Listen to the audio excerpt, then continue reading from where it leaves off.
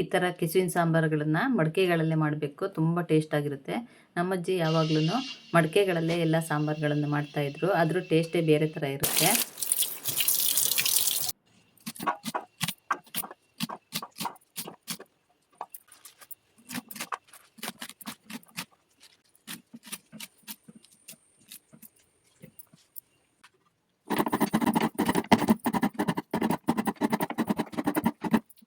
ನಾನು ಕೆಸುವಿನ ಸೊಪ್ಪಿನ ಸಾಂಬಾರು ಮಾಡ್ತಾಯಿದ್ದೀನಿ. ಅದಕ್ಕೆ ಏನೇನು ಬೇಕು ಅಂತ ಹೇಳ್ತೀನಿ. ಕೆಸುವಿನ ಸೊಪ್ಪು ಮತ್ತು ದಂಟು ಸೇರಿ ಹೆಚ್ಚಿಟ್ಕೊಂಡಿದ್ದೀನಿ. ಅಮಟೆಕಾಯಿ ಬೇಕು, ತೆಂಗಿನ ತುರಿ, ಇದು ಹಲಸಿನ ಬೀಜನ ಬೇಯಿಸಿ ಇಟ್ಕೊಂಡಿದ್ದೀನಿ ಸಿಪ್ಪೆ ತೆಗೆದು. ಇದೊಂದು 8-10 ಇಟ್ಕೊಂಡಿದ್ದೀನಿ. ಬೆಳ್ಳುಳ್ಳಿ, ಒಣಮೆಣಸು, ಉದ್ದಿನಬೇಳೆ, ಕೊತ್ತಂಬರಿ, ಜೀರಿಗೆ ಮೆಣಸು. ಹೇಗೆ ಮಾಡೋದು ಅಂತ ತೋರಿಸ್ತೀನಿ. ಒಂದು ಪಾತ್ರೆ ತಗೊಂಡು ಕೆಸುವಿನ ಸೊಪ್ಪನ್ನು ಬೇಯ್ಲಿಕ್ಕೆ ಹಾಕ್ಕೊಳ್ತೀನಿ.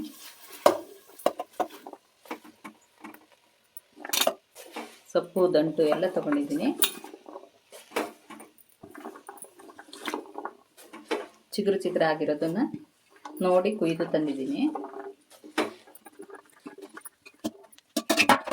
ಇದಕ್ಕೆ ಈ ಹಲಸಿನ ಬೀಜ ಹಾಕ್ಕೊಳ್ತೀನಿ. ಹಲಸಿನ ಬೀಜ ಬೇಯಿಸುವಾಗ ನೀರಿತ್ತು, ಅದನ್ನು ಸೇರಿಸಿ ಹಾಕ್ಕೊಳ್ತಿದ್ದೀನಿ. ಇದು ಹಲಸಿನ ಬೀಜ ಬೇಯಿಸಿದ ನೀರಿದು. ಅದೇ ನೀರಲ್ಲಿ ಕೆಸುವಿನ ಸೊಪ್ಪನ್ನು ಬೇಯಿಸ್ಕೊಳ್ತೀನಿ. ಅಮಟೆಕಾಯಿ ಹಾಕ್ಕೊಳ್ತಾ ಇದ್ದೀನಿ. ಸ್ವಲ್ಪ ಚಿಗುರಿದೆ, ಹಾಗಾಗಿ ಇಡೀ ಹಾಕ್ಕೊಳ್ತಿದ್ದೀನಿ. ಇಲ್ಲಾಂದರೆ ಸ್ವಲ್ಪ ಜಜ್ಜಿನೋ ಇಲ್ವೋ ಹೆಚ್ಚಿ ಹಾಕ್ಕೊಳ್ಬೋದು. ಬೇಕಾಗುವಷ್ಟು ಉಪ್ಪು ಹಾಕ್ಕೊಳ್ತೀನಿ. ಎಲ್ಲ ಮಿಕ್ಸ್ ಮಾಡಿ ಒಂದ್ಸತಿ ಮುಚ್ಚಿಟ್ರೆ ಒಂದು 5-10 ನಿಮಿಷದೊಳಗೆ ಬೆಂದೋಗ್ಬಿಡುತ್ತೆ.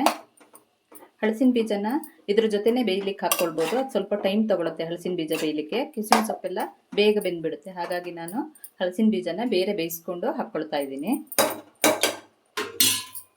ಮುಚ್ಚಿಟ್ಕೊಳ್ತೀನಿ. ಇದು ಬೇಯುವಷ್ಟೊತ್ತಿಗೆ ಮಸಾಲೆಗೆ ರೆಡಿ ಮಾಡ್ಕೊಳ್ತೀನಿ.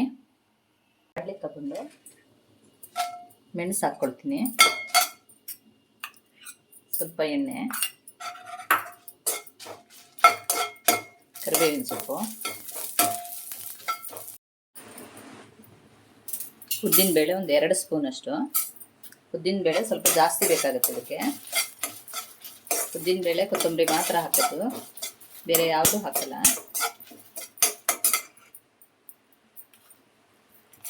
2 ಸ್ಪೂನಷ್ಟು ಕೊತ್ತಂಬರಿ ಹಾಕ್ಕೊಳ್ತಿದ್ದೀನಿ.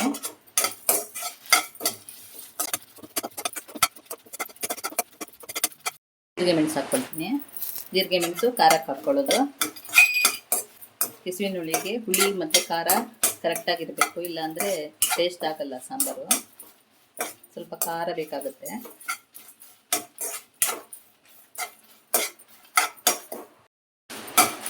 ಕೆಸು ಬಾಯಿ ತುರ್ಚುತ್ತೆ ಅಂತೇಳಿ ಹುಳಿ ಜಾಸ್ತಿ ಹಾಕಿರ್ತೀವಲ್ವ, ಹಾಗಾಗಿ ಖಾರನ ಸ್ವಲ್ಪ ಜಾಸ್ತಿ ಹಾಕಬೇಕಾಗುತ್ತೆ, ಇಲ್ಲಾಂದರೆ ಹುಳಿ ಹೆಚ್ಚಾಗ್ಬಿಡುತ್ತೆ. ಸಾಕು, ಇದಾಗಿದೆ. ಆಫ್ ಮಾಡ್ಕೊಳ್ತೀನಿ. ಒಂದು ಚಿಟಿಕೆ ಅರಿಶಿನ ಹಾಕ್ಕೊಳ್ತೀನಿ. ತೆಂಗಿನ ತುರಿ ಹಾಕ್ಕೊಳ್ತೀನಿ. ಸುಮ್ಮನೆ ಬಾಣಲಿ ಬಿಸಿಯಲ್ಲೇ ಒಂದು ಸ್ವಲ್ಪ ಕೈ ಆಡಿಸ್ಕೊಳ್ತೀನಿ. ಇದು ತಣ್ಣಗಾದ್ಮೇಲೆ ರುಬ್ಬಿ ತಗೊಳ್ತೀನಿ. ಆಗಿಂದಾಗೆ ಕೈ ಆಡಿಸ್ತಾ ಇರಬೇಕು. ಇದು ಹುಳಿ ಎಲ್ಲ ಬಿಟ್ಕೊಳ್ಬೇಕಲ್ವ ಅಮಟೆಕಾಯಿದು.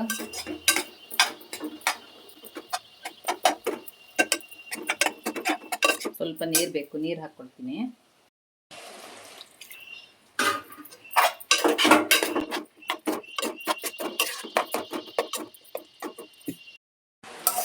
ಇದು ತಣ್ಣಗಾಗಿದೆ, ರುಬ್ಲಿಕ್ಕೆ ಹಾಕ್ಕೊಳ್ತೀನಿ. ನೀರು ಹಾಕಿ ರುಬ್ಬಿ ತರ್ತೀನಿ.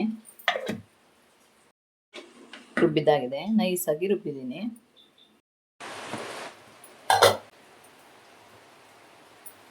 ಇದು ಎಲ್ಲ ಚೆನ್ನಾಗಿ ಬೆಂದಿದೆ.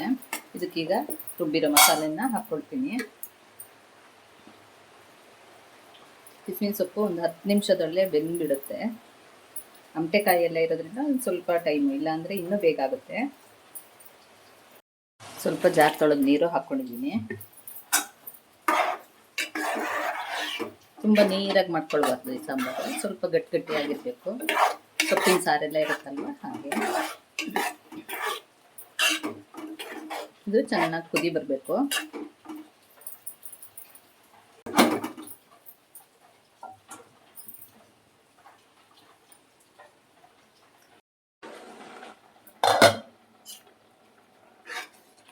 ಕುದಿತಾ ಇದೆ.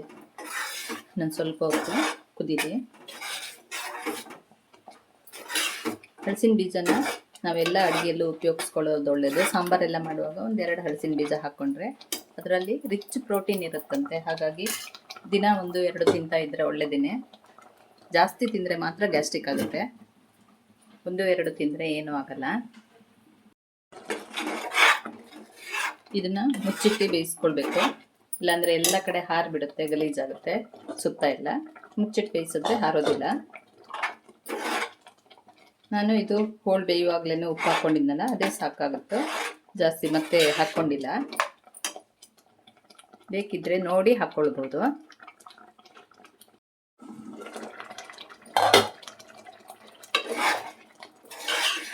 ಸಾಕು, ಇದಾಗಿದೆ. ಇದಕ್ಕೊಂದು ಒಗ್ಗರಣೆ ಮಾಡ್ಕೊಳ್ತೀನಿ. ಸ್ಟವ್ ಆಫ್ ಮಾಡ್ತೀನಿ. ಒಗ್ಗರಣೆಗೆ ಸ್ವಲ್ಪ ಎಣ್ಣೆ ಹಾಕ್ಕೊಳ್ತೀನಿ. ನಾನು ತೆಂಗಿನೆಣ್ಣೆ ಉಪಯೋಗಿಸೋದು. ಬೆಳ್ಳುಳ್ಳಿ ಹಾಕ್ಕೊಳ್ತೀನಿ. ಬೆಳ್ಳುಳ್ಳಿ ಇಷ್ಟ ಇದ್ದವರು ಜಾಸ್ತಿ ಬೇಕಾದರೂ ಹಾಕ್ಕೊಳ್ಬೋದು. ನಾನು ಸುಮ್ಮನೆ ಪರಿಮಳಕ್ಕೆ ಒಂದು ಸ್ವಲ್ಪ ಹಾಕ್ಕೊಳ್ತಾ ಇದ್ದೀನಿ. ಒಂದು 4 ಹಾಕ್ಕೊಂಡಿದ್ದೀನಿ. ಸಾಸಿವೆ, ಜೀರಿಗೆ ಹಾಕ್ಕೊಳ್ತೀನಿ.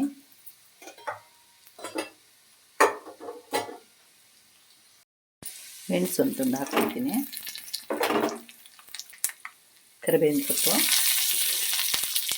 ಸ್ಟವ್ ಆಫ್ ಮಾಡ್ತೀನಿ. ಸಾಂಬಾರಿಗೆ ಹಾಕ್ಕೊಳ್ತೀನಿ.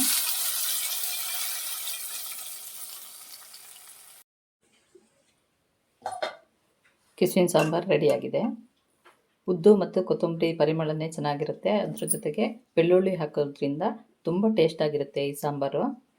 ಗೊತ್ತಿಲ್ಲದೆ ಇದ್ದವರು ಈ ಥರ ಒಂದು ಸತಿ ಟ್ರೈ ಮಾಡಿ ನೋಡಬಹುದು. ಇವತ್ತು ನಾನು ತುಂಬ ಸಿಂಪಲ್ಲಾಗಿ ಹಾಗೂ ಟೇಸ್ಟ್ ಆದಂಥ ಕೆಸುವಿನ ಸಾಂಬಾರು ಹೇಗೆ ಮಾಡೋದು ಅಂತ ತೋರಿಸಿದ್ದೀನಿ. ಇದು ನಮ್ಮ ಮಲೆನಾಡು ಸ್ಪೆಷಲ್ಲು. ಈ ಅಡುಗೆ ನಿಮಗೆ ಇಷ್ಟ ಆದಲ್ಲಿ ಲೈಕು, ಹೈಪು, ಶೇರು, ಕಮೆಂಟ್ ಮಾಡಿ. ಸಬ್ಸ್ಕ್ರೈಬ್ ಮಾಡದೇ ಇರೋರು ಸಬ್ಸ್ಕ್ರೈಬ್ ಮಾಡಿ. Thank you.